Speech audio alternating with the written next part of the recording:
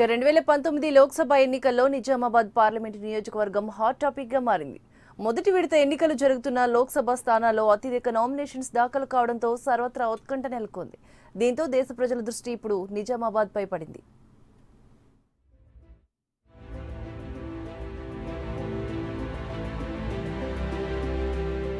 లోక్సభ ఎన్నికల్లో అత్యధిక నామినేషన్లు దాఖలైన నియోజకవర్గంగా నిజామాబాద్ పార్లమెంట్ ఇప్పుడు దేశ రాజకీయాల్లో చర్చనీయాంశంగా మారింది.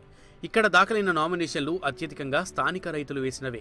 నిజామాబాద్ లోక్సభ పరిధిలోని ఆర్మూర్, బాల్కొండ, జగిత్యాల, కోరుట్ల నియోజకవర్గాల నుండి పసుపు, ఎర్రజొన్న రైతులు ఈ నామినేషన్స్ వేసి ఢిల్లీ స్థాయిలో చర్చకు తెరలేపారు. కేంద్ర రాష్ట్ర ప్రభుత్వాలపై ఒత్తిడి తెచ్చేందుకే నామినేషన్స్ వేశామంటున్నారు రైతులు. గత 2 రోజులుగా రాష్ట్ర మంత్రి వేముల ప్రశాంత్ రెడ్డి పసుపు రైతులను బుజ్జగించే ప్రయత్నం చేసినా ఫలించలేదు. గ్రామాల్లోకి వెళ్తే ఏమవుతుందో ఏమో అన్న భయం ప్రధాన పార్టీ అభ్యర్థులను వెంటాడుతున్నది.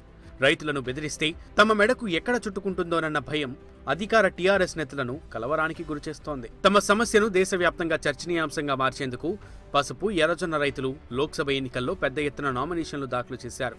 ఫిబ్రవరి నుంచి పలు దఫాలుగా ఆందోళన చేసినా ప్రభుత్వం స్పందించకపోవడంతో రైతులు ఈ విధంగా నిరసన తెలుపుతున్నారు. పసుపు పంట క్వింటాళ్లకు 15,000 రూపాయలు, ఎర్రజొన్నలు క్వింటాలకు 3,500 రూపాయలు చెల్లించాలని రైతులు డిమాండ్ చేస్తున్నారు.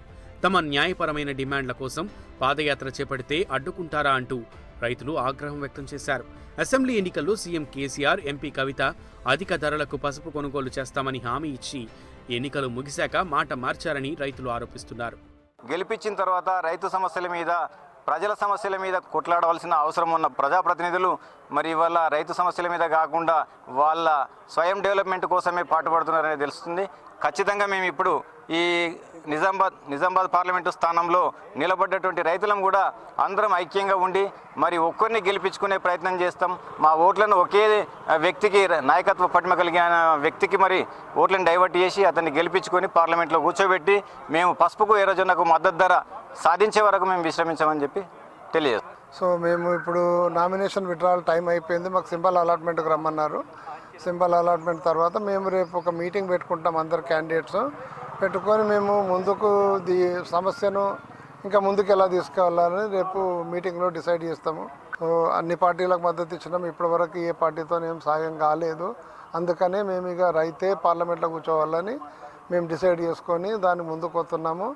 అన్ని పార్టీలు ఉన్న రైతులకు మేము రిక్వెస్ట్ చేస్తున్నాము, ఈ ఒక్క ఎలక్షన్లో మాకు సపోర్ట్ చేయండి. నిజామాబాద్ లోక్సభకు 203 మంది మొదట నామినేషన్స్ దాఖలు చేశారు. 245 నామినేషన్ సెట్స్ వేశారు. వీటిలో 14 నామినేషన్స్ వివిధ కారణాలతో ఈసీ తిరస్కరించింది. ఎన్నికల బరిలో 185 మంది నిలిచారు. వీరిలో 175 మంది రైతులు ఉండగా 3 ఇండిపెండెంట్లు ఉన్నారు. తెలంగాణ ముఖ్యమంత్రి చంద్రశేఖరరావు కుమార్తె కవిత ఈ నియోజకవర్గం నుంచి టీఆర్ఎస్ అభ్యర్థిగా రెండోసారి పోటీ చేస్తుండటంతో ప్రాముఖ్యతను సంతరించుకుంది. కాంగ్రెస్ నుంచి మధు యాష్కి గౌడ్, బీజేపీ నుంచి ధర్మపురి అరవింద్ బరిలో ఉన్నారు. అత్యధిక నామినేషన్లు దాఖలు కావడంతో నిజామాబాద్ పార్లమెంట్ స్థానానికి పేపర్ బ్యాలెట్ ద్వారా పోలింగ్ నిర్వహించాలని ఎన్నికల సంఘం నిర్ణయించింది. ఇప్పటికే ఈ విషయమై నిజామాబాద్ కలెక్టర్తో ఎన్నికల అధికారులు చర్చించారు. ఇందులో భాగంగా బ్యాలెట్ బాక్సులపై దృష్టి సారించింది. బ్యాలెట్ పత్రాలు సిద్ధం చేసేందుకు తీసుకోవాల్సిన చర్యలు, ముద్రణకు అవసరమైన కాగితాన్ని సేకరించే పనిలో పడ్డారు అధికారులు. ఎంతమంది అభ్యర్థులు ఉన్నప్పటికీ ఎన్నికలు నిర్వహించడం ఇబ్బంది కాబోదని, సాఫీగా పోలింగ్ నిర్వహిస్తామని ఎన్నికల అధికారులు చెబుతున్నారు. సమస్యల పరిష్కారానికై పెద్ద మొత్తంలో నామినేషన్లు వేయడం ఇదే మొదటిసారి కాదు. 1996లో ఫ్లోరైడ్ సమస్య పరిష్కారం కోసం నల్గొండ లోక్సభ స్థానానికి 480 మంది నామినేషన్స్ వేశారు.